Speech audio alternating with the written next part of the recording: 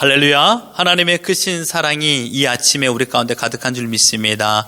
오늘 시편 60편 1절로 12절까지 말씀을 가지고 주께서 하시는 일에 대한 말씀을 간단히 생각해 보도록 하겠습니다. 새해가 시작되었습니다. 올 새해는 작년에 이루지 못했던 것을 이루는 복된 은혜가 있기를 축원합니다. 무엇보다 우리 시드니 하늘소망교회 가장 큰 목적인 성경 꼭 일독하시며 하나님 말씀을 통하여 새 힘을 공급받는 우리 모두가 되기를 바랍니다. 각 가정마다 마음에 가지는 소망이 있을 것입니다. 그 중에 공통적으로 소망하는 것이 있다면 그것은 아마도 평안일 것입니다.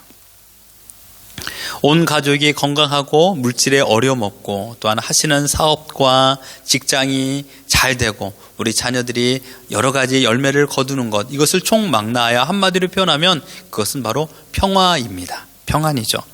그러니 여러분, 평안이 얼마나 큰 복입니까? 이 중에 어떤 한 가지라도 부족하면 그 마음의 평안은 다 빼앗기게 되어 있죠.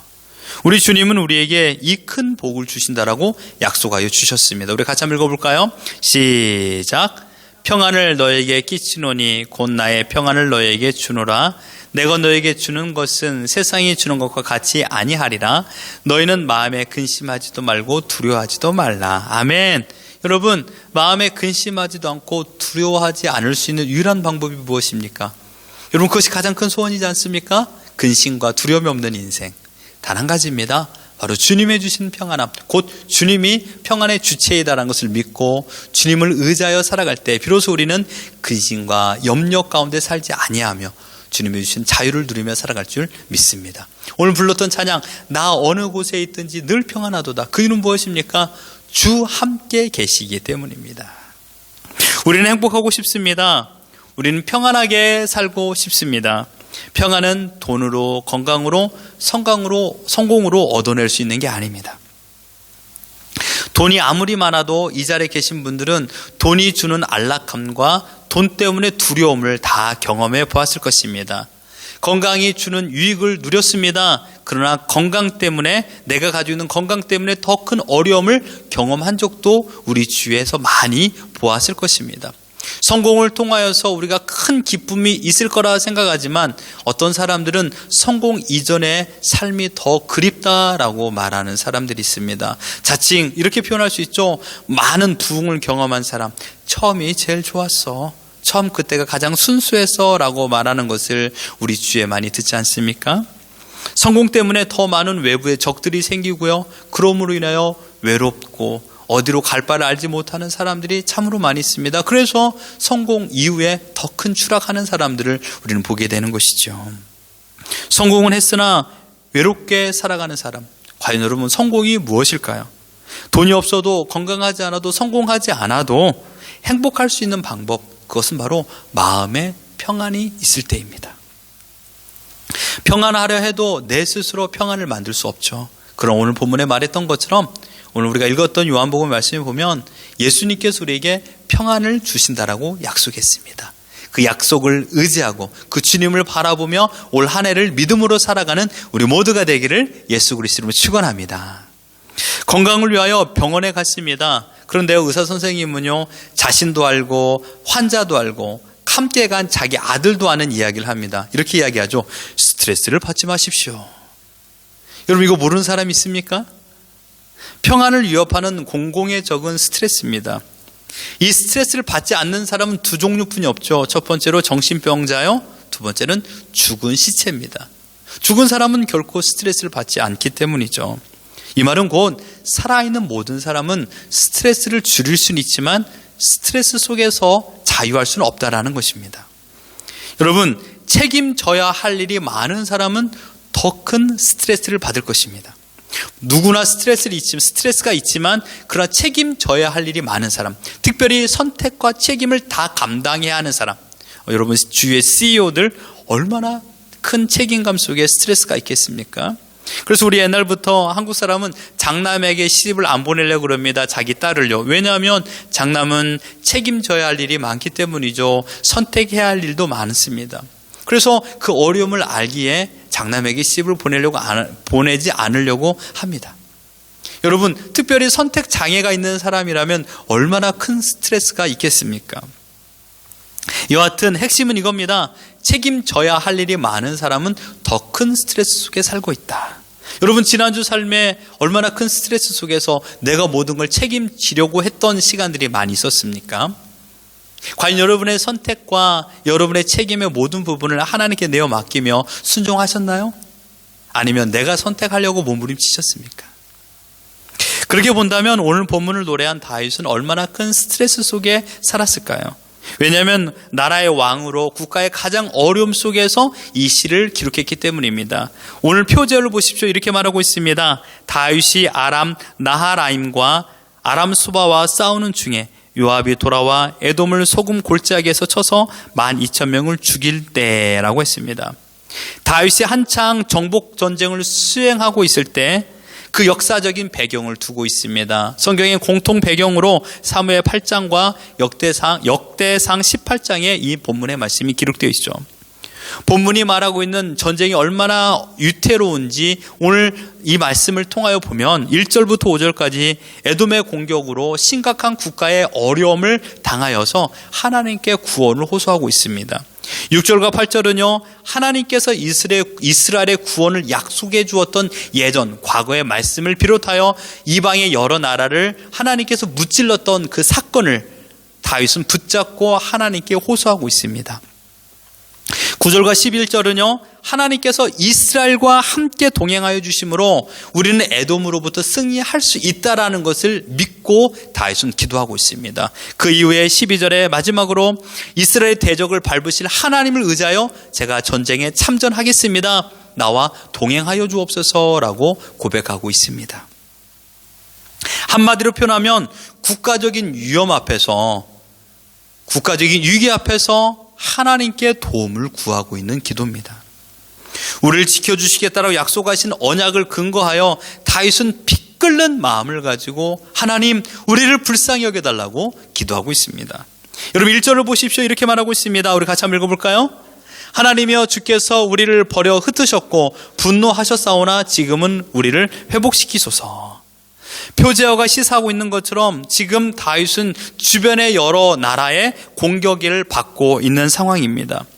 다윗은 먼저 블레셋과 모압을 점령했습니다. 그리고 북쪽에 있는 아람을 공격하고 있는 상황이었는데요. 아람은 원래 부족 국가였습니다. 그런데 이 큰 전쟁 앞에 부족들이 하나로 연합하여서 이 방어 전선을 구축했으니 여러분, 전쟁이 쉽게 끝나겠습니까? 전쟁이 길어지게 되었죠.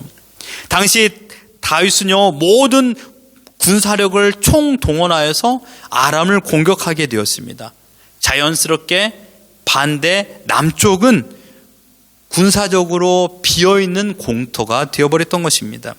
그때 남쪽에 있었던 에돔이 이스라엘을 공격했습니다. 결국 이스라엘의 남부 지역을 수비하고 있었던 이스라엘 군사는요, 패배하게 되었고 이스라엘은 국가적인 위기를 맞이하고 있었습니다. 그때 이 시를 기록한 것입니다. 여러분, 지도를 한번 보시겠습니까? 이 모습입니다. 전쟁을 지금 펼쳐서 위쪽으로 올라가서 아람을 공격하고 있으니 자연스럽게 이 밑에가 비어있는 것이죠. 에돔은 이 밑에를 치고 들어온 것입니다. 전쟁을 펼칠 때 주력 부대가 이 앞으로 가고 후방 수비대가 비어있는 상황. 그러니까 자연스럽게 에돔은 이 빈집을 공략하기가 쉬웠던 것입니다. 손자병법에도 이런 말이 있습니다. 고비전 직후가. 전방에 집중하여 수비나 공격을 하면 후방이 적어진다. 곧 후방이 약해진다. 지금 어쩌면 이스라엘 국가는 전략에 미스를 펼친 것입니다. 그런데 여러분, 놀랍게도 다윗은 이 전쟁의 어려움과 패배가 전략의 문제라고 생각하지 않고 그 모든 원인이 바로 나에게 있다라고 말하고 있습니다. 무슨 의미일까요?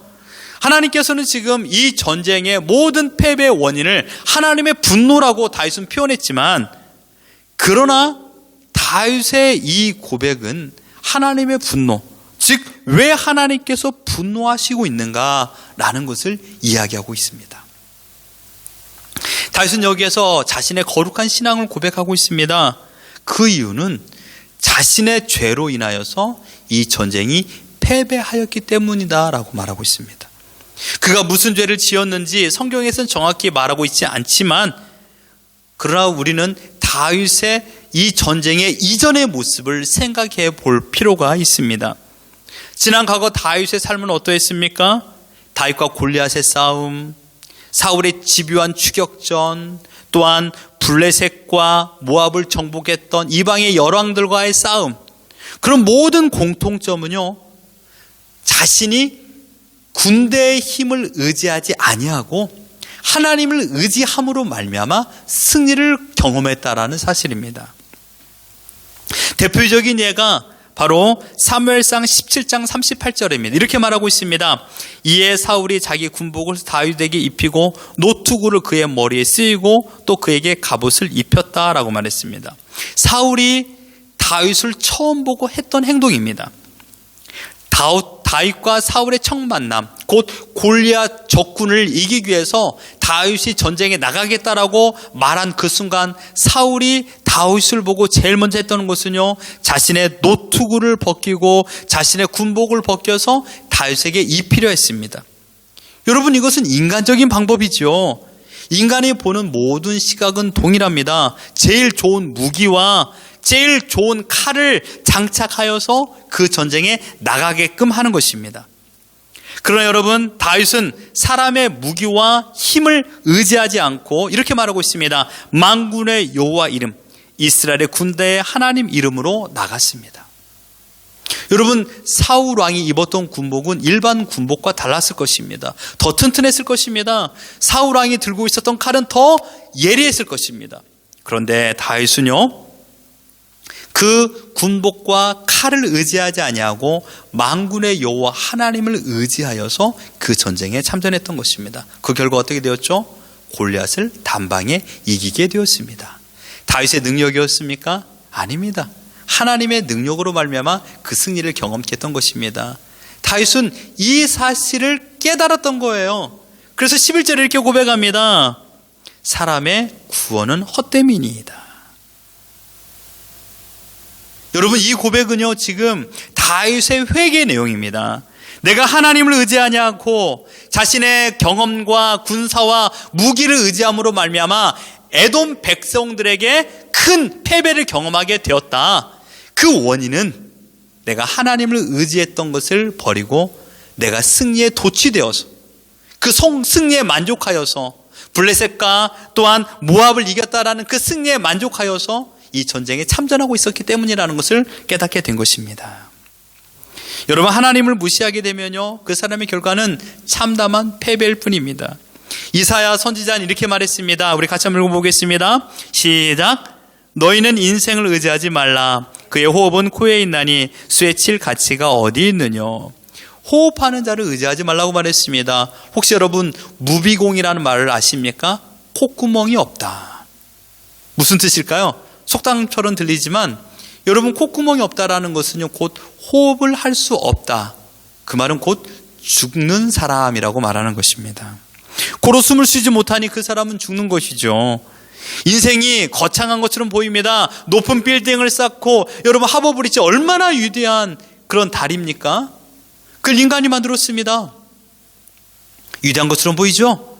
그러나 다 모든 사람은 이 두 콧구멍을 의지하며 살아가는 자들입니다. 이 콧구멍이 막히면요, 이 콧구멍으로 숨을 쉬지 못하면 그 순간 그 사람은 살아있는 사람이 아니라 시체라고 부르게 되는 것이죠. 지금이라도 나의 콧구멍을 막으면요, 우리는 아무것도 할 수 없는 그런 흙덩어리가 됩니다.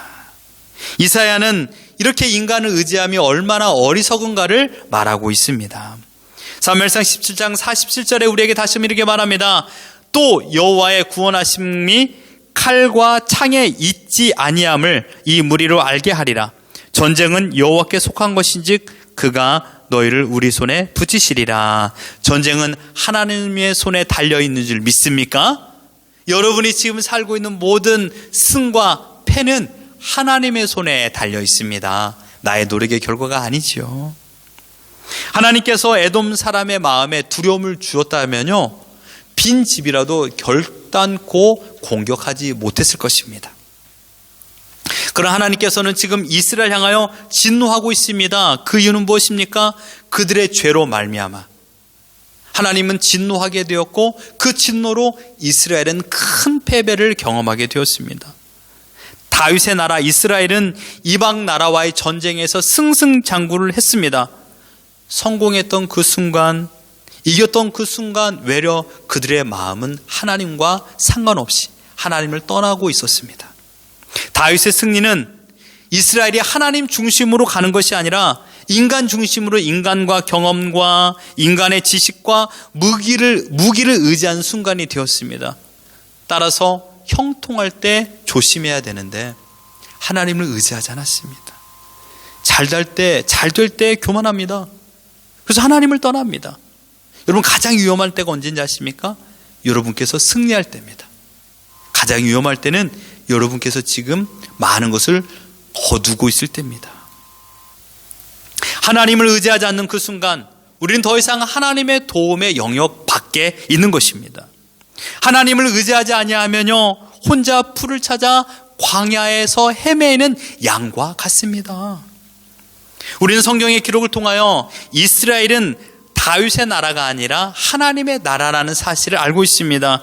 하나님의 열심으로 인하여 하나님께서 시작하여 이스라엘에게 자유를 주었고 가나안 땅을 정복하여 그 땅을 다스리는 나라로 군림하게 되게 만들어 주셨건만 이스라엘의 승리는 결코 인간의 승리가 아니라 하나님의 승리라는 것을 보여주고 있다라고 우리에게 말씀하고 있죠. 다윗은 자신의 행로를 돌이켜보면서 하나님보다 앞서 있는 것을 회개했습니다. 이것이 가장 큰 죄의 근본 원인입니다. 여러분 죄는 다른 게 아닙니다. 죄는요 자기 자리 이탈입니다. 나의 자리를 이탈하는 것. 남편으로서, 아내로서, 부모님으로서, 자녀로서, 학생으로서, 직장의 상사로서, 또한 CEO로서, 아니면 어떤 일을 감당한 사람으로서 그 자리를 이탈하는 것이 바로 죄인 것입니다. 여러분, 처음 범죄 곧 아담은요 하나님께서 명령하신 그 자리를 이탈했습니다. 아담은 자기 자리를 이탈하고 자기의 만족을 위하여서 하나님의 명령을 버렸습니다. 그로 인하여 하나님과 멀어지지 않았습니까? 이스라엘은 다윗의 힘으로 견고히 세워진 것도 아니고 유지할 수 있는 것도 아닙니다. 우리가 하나님의 뜻을 받들고 세우면요 하나님께서 우리를 친히 세우시지만 우리가 우리 스스로 나의 인생을 개척하려고 하면요 하나님은 그때부터 그 사람을 방치하십니다. 왜요? 자기 자리를 이탈했기 때문입니다. 여러분 기차는요 트레인은요 레일을 벗어나면 결코 달릴 수가 없습니다. 레일을 벗어나는 그 순간 전복됩니다. 그 안에 타고 있는 모든 사람들은요 위험에 빠집니다. 남편으로서 아내로서 하나님이 주셨던 자리를 지키지 않으면요 가정에 어려움이 찾아옵니다. 심각한 문제가 찾아오는 이유는 내가 하나님의 말씀을 벗어났기 때문입니다. 어려움이 찾아왔나요? 힘듦이 찾아왔나요? 어디에 가든지 마음의 평안이 없나요? 내가 지금 하나님께서 주셨던 자리를 이탈하고 있지 않은가를 생각해 보셔야만 합니다. 다윗은 하나님의 뜻을 따라 살아가는 것이 인생의 승리라는 것을 경험하게 되었죠. 우리의 삶의 승리는요 나의 열심의 결과가 아니라 하나님의 뜻인 것을 순종하며 걸어갈 적에 비로소 우리에게 참된 평화가 있을 줄 믿습니다. 이 땅에서 인간이 소망하는 또는 행복과 평안, 안정과 부요는 나의 힘으로 쟁취하는 것이 아니라 하나님의 절대 주권에 있는 줄 믿습니다. 다윗은 단순한 진리를 우리에게 말씀하고 있습니다. 우리 다시 한번 1절 볼까요? 우리 한 목소리 읽어보겠습니다. 시작. 하나님이여 주께서 우리를 버려 흩으셨고 분노하셨사오나 지금은 우리를 회복시키소서. 우리 눈을 사로잡는 반대말 같은 두 단어, 바로 분노와 회복입니다. 분노는 흩어져 버림의 결과입니다. 그리고 회복은요 하나님께서 이스라엘을 사랑하시는 결과입니다. 하나님은 어떤 분이십니까? 흩어져 버리게 하는 분노의 하나님이실 수도 있고요 사랑으로 회복을 주실 수 있는 분이신 줄 믿습니다. 지금 여러분의 하나님은 분노하고 계십니까? 아니면 지금 여러분의 하나님은 여러분을 지금 회복의 자리로 이끄시고 계신 하나님이십니까? 바라옵기는 올 한 해 2021년도 하나님은 분노의 하나님이 아니라 우리를 회복시키시는 하나님이 되기를 주님의 이름으로 축원합니다. 짧은 한 문장이지만 이 두 문장, 이 문장의 두 단어 사이에는요, 이 버려 흩으심과 회복 사이에는 엄청난 간격이 있습니다. 이 두 단어의 간격을 메꿀 수 있는 유일한 방법은 오늘 본문 4절에 말하고 있습니다. 4절에 주를 경외하는 자. 주를 경외함으로 말미암아 우리가 분노에서 회복의 자리로 바뀔 수 있습니다. 여러분, 저는 이 말씀을 준비하면서 저를 돌이켜보는 시간이었습니다. 하나님께서 나에게 혹시 분노하여서 나에게 이런 외로움을 주진 않았는가? 나에게 힘듦을 주지 않았는가? 전 요즘에 혼자 있는 시간이 참으로 많습니다. 그런데 여러분, 대부분의 사람은 외로움이 참 감당하기 어려운 시간이라고 말하는 사람들이 있어요. 그런데 여러분, 저는요, 이 외로움, 혼자 있는 시간이 더 저를 회복하는 시간이 되었습니다. 하나님을 묵상하고 하나님의 말씀을 보며 나의 잘못과 나의 헛된 시간들을 보냈던 것을 회개하는 시간이었습니다. 지난날 나의 잘못이 떠오르면 얼굴이 화끈거립니다. 아주 불그레지죠. 그럼 어떻게 할까요? 자연스럽게 회개하는 시간을 갖게 됩니다.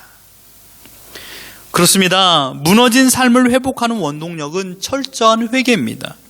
지금 우리에게 일어난 모든 시련과 실패와 좌절과 절망은 우리를 향한 하나님의 사랑의 메시지입니다.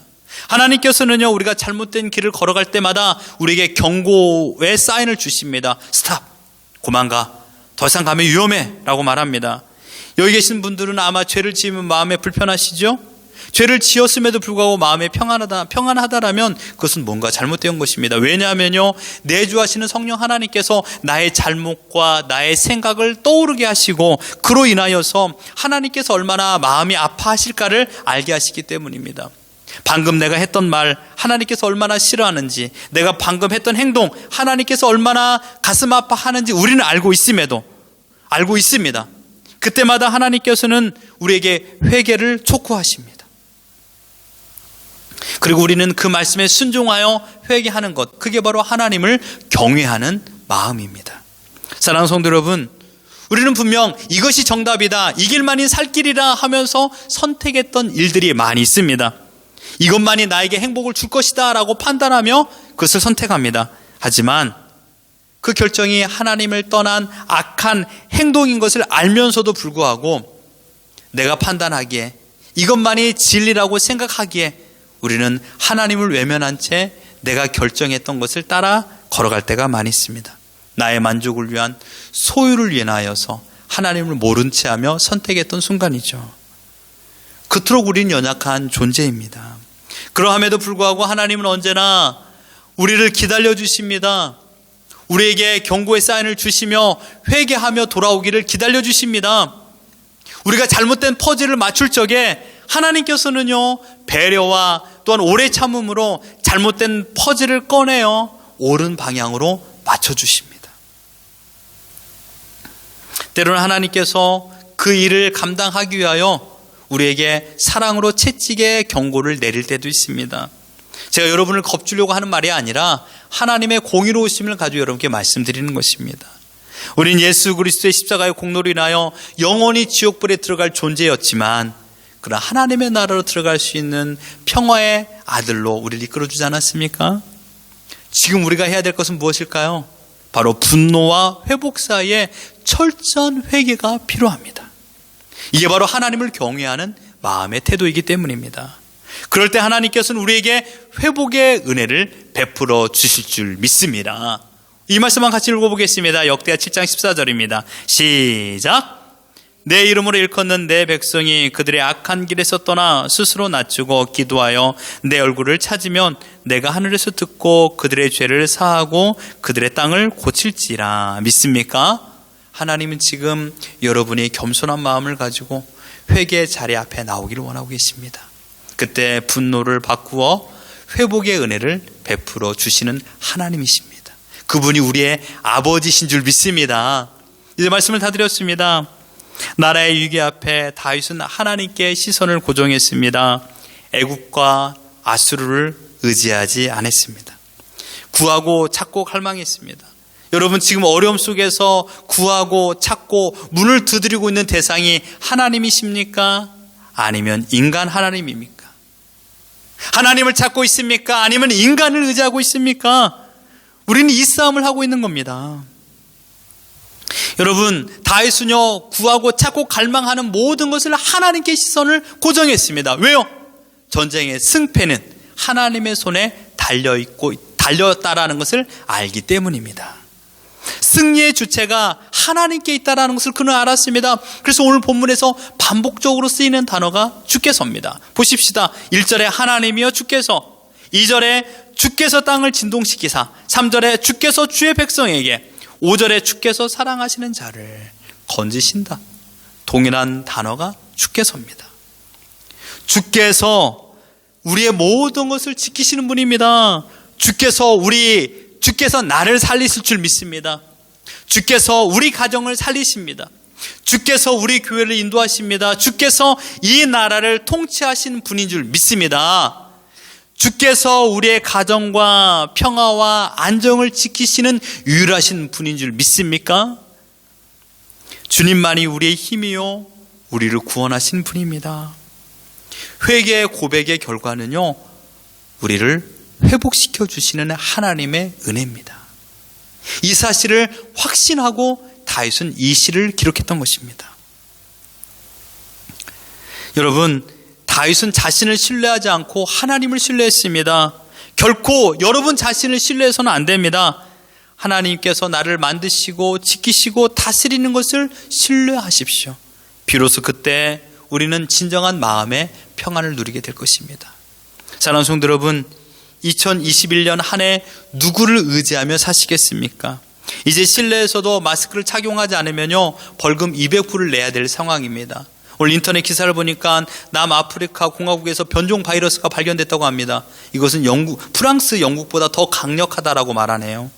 갈 길 알지 못하는 인생인 우리에게 오직 유일한 길은 하나님 아버지만 가지고 계신 줄 믿습니다. 광야의 길, 사막의 강을 내신 하나님 아니겠습니까? 그래서 우리에게 하나님께서 이렇게 말씀하고 계십니다. 같이 한번 읽어봅니다. 시작. 두려워하지 말라. 내가 너를 구속하였고 내가 너를 지명하여 불렀나니 너는 내 것이라. 아멘. 우리를 부르신 하나님이십니다. 하나님의 것으로 우리를 정하여 주셨습니다. 우리는 하나님의 것이기 때문에 하나님께서 하시는 일은 우리를 책임져 주시는 것입니다.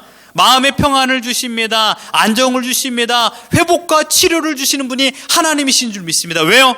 주께서 우리를 부르셨고 주께서 우리를 지키시며 주께서 나와 함께 하기를 원하시고 계시기 때문입니다. 2021년 여러분들 살아가는 모든 발걸음을 누구와 함께 발맞추어 걸어가겠습니까? 주께서 하시는 일, 주께서 지켜주시는 그 은혜, 그것을 누리며 걷고 싶지 않습니까? 그렇다면 우리는요, 회개하며 하나님 앞에 더욱더 말씀 앞에 순종하는 것입니다. 그 하나님께서 우리를 인도하여 구원의 감격을 허락하여 주십니다. 우리를 회복시켜 주시고 우리를 구원하여 주시로 약속하신 하나님만 소망하며 그리스도의 제자로 올 한 해를 살아가는 우리 모두가 되기를 예수 그리스도 이름으로 축원합니다.